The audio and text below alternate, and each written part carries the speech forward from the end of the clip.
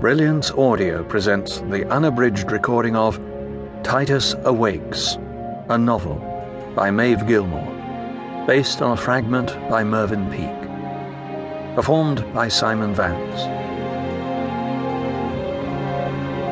Introduction.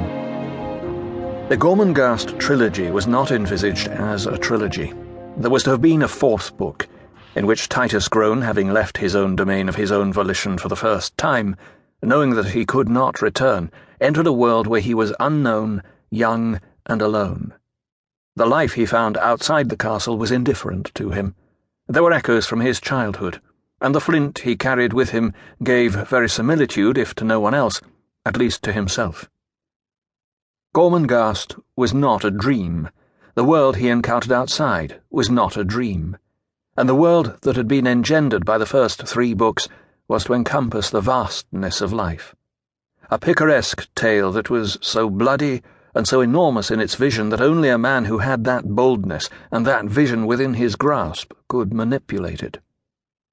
I am about to try to take Titus alone into that world. The first pages will be those that were tortured into life by the man who struggled with his failing brain and his failing hand to conjure up so enormous a task. Chapter 1. Titus Awakes from the Snows. July 1960. Meanwhile the castle rolled. Great walls collapsed, one into another. The colours of the tracts were horrible, the vilest green, the most hideous purple. Here the foul shimmering of rotting fungi, there a tract of books alive with mice. In every direction great vistas opened, so that Gertrude, standing at the little window of a high room, would seem to command a world before her eyes, though her eyes were out of focus. It had become a habit of hers to stand at this particular window, from which a world lay bare, a clouder of cats at her feet, and her dark red hair full of nests.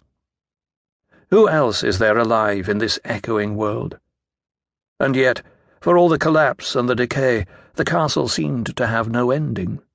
There were still the endless shapes and shadows, echoing the rides of stone. While the Countess Gertrude moved about her home, it might be thought that she was in some kind of trance, so silent she was.